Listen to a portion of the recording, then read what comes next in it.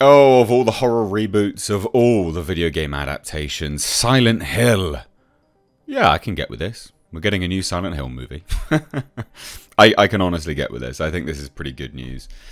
Yeah, this is interesting for a few reasons. So, the first Silent Hill movie with the director Christoph Gans and Sean Bean, decent little movie, actually. Didn't hate it. Well, Christoph is coming back. So the original director of the first one is coming back. And it's looking like they're going to be tying this movie in with a brand new game and trying to attack things from, like a multimedia cross-platform perspective, which I think is great on face value. We'll see how it turns out, but I'm optimistic. The director of the first one, good director, and yeah, I just something tells me that this could be decent. So let's take a look, ladies and gents. Before we do, hit subscribe, turn the bell notifications on, all that good stuff. Love to have you here more often, and do give me a follow over on Twitter at Missed Reviews. So this is an exclusive to Deadline, hence why we're here. Jeremy Irvine, who did Warhorse, and Hannah Emily Anderson, who was in Jigsaw. So, fine actors, sure, no worries. Will lead the horror reboot Return to Silent Hill. Now, they are so far down the line on this. They're still kind of finding their footing with it, though, just as an FYI, which we'll get to in a minute. But they are so far down the line that they're actually going to be filming straight away next month. Bang. Germany and Eastern Europe. Filming it. Done. That's pretty huge. That is pretty bloody huge that they're this far down the line. We had some reports on this a few months back anyway, but they are just steamrolling ahead. And I think that's great. Genuinely fantastic stuff. We'll kind of see how this goes, but I'm, again, optimistic. Now, this is written by Christoph Gans, as well as Sandra Voan, who collaborated with Gans on Beauty and the Beast. So, take from that what you will. But Christoph Gans, of course, worked on the first one. You either like it or you don't, but I think this is pretty decent. I will say as well, just FYI, ladies and gents, if you like what I do here, consider becoming a channel member. You can have exclusive benefits like the members-only stream last night. There's a link in the description box. Now, this was written by Gans, Sandra Voan, and William Joseph Schneider. The movie itself, and this is the interesting stuff, the movie itself is based on Silent Hill 2, but is also not, and they reveal that in a statement. So it's based on Silent Hill 2, but again, kind of not. So we'll see. You'll see what I mean. But the film itself, so we've got basically a plot synopsis. We'll follow James, played by Irvine, a man broken after being separated from his one true love, Anderson, when a mysterious letter calls him back to Silent Hill in search of her. He finds a once recognisable town transformed by an unknown evil, and as James descends deeper into the darkness, he encounters terrifying figures, both familiar and new, and begins to question his own sanity as he struggles to make sense of reality and hold on long enough to save his lost love.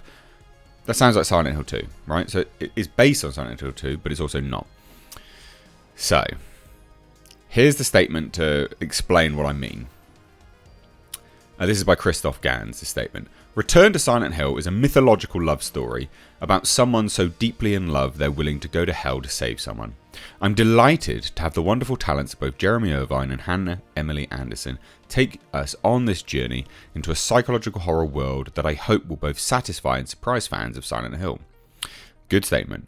Now, another statement by the producer.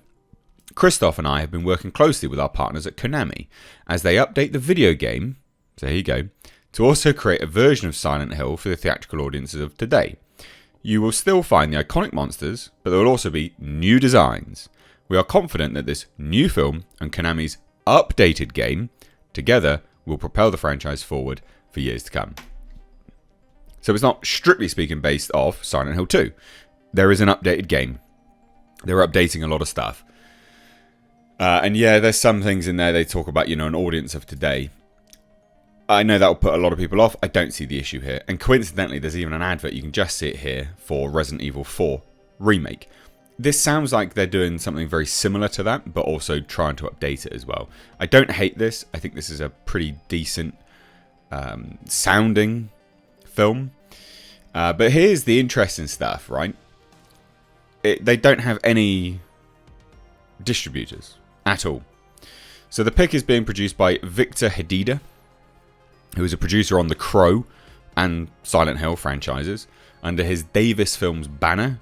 Hassle-Free Productions, Molly Hassel, The Crow, and David Wolf, the Card Counter. And as Deadline revealed last year, the veterans are handling international sales. So it's not even been sold yet. With CAA media financing repping domestic. So it has not been sold yet. It doesn't have a distributor by the sounds of it. So this is still pretty big news though. Like, it's filming next month. And again, they say here, originally released in 2001 for PlayStation 2, Silent Hill 2 is widely considered the best game in the series. Last year, Konami announced 3 new games in the series, and the idea is for the new film and games to play off each other to help marketing and engagement. So it's based off Silent Hill 2, but it's not. There will be elements of the 3 new games. One of them, unfortunately, looks like it's being developed by bloody J.J. Abrams as well. There's something weird going on there. I think this is cool. Jeremy Irvine, not a bad actor. He's best known for Steven Spielberg. He worked with Steven Spielberg in War Horse, horror sequel The Woman in Black 2, Angel of Death, and hit musical Mamma Mia, Here We Go Again. He recently starred in the Bourne action TV series spin-off Treadstone. Hannah Emily Anderson broke out playing Eleanor Bonville in Jigsaw, basically. So she's not in huge things. She was in The Purge as well. And she joined X-Men Universes as Elaine Grey in X-Men Dark Phoenix. Sure, fine, who cares? There you go. I think this is still good news, though. I'm looking forward to this. I think this will be... We're seeing a lot of video game adaptations come through the fold now. And I don't hate any of this. The one red flag for most people will be an update for audiences of today. Konami's not... well, I say they're not stupid. I don't think they're stupid. I think that they would have learnt their mistakes in terms of previous iterations of this. I think this is a good thing. But it does remain to be seen. We'll see what the games are like first and foremost and how this ties into it. I think it's a pretty good plan to do that. There's a lot of ingenuity behind it. If they pull it off, this could be very successful and could be a great film. And Christophe Gans, he's a good director. I like that sort of crazy French directing. It's good. So let me know what you think of this down below. Thank you so much for watching though, guys. Give the video a like and please do share it. Take care.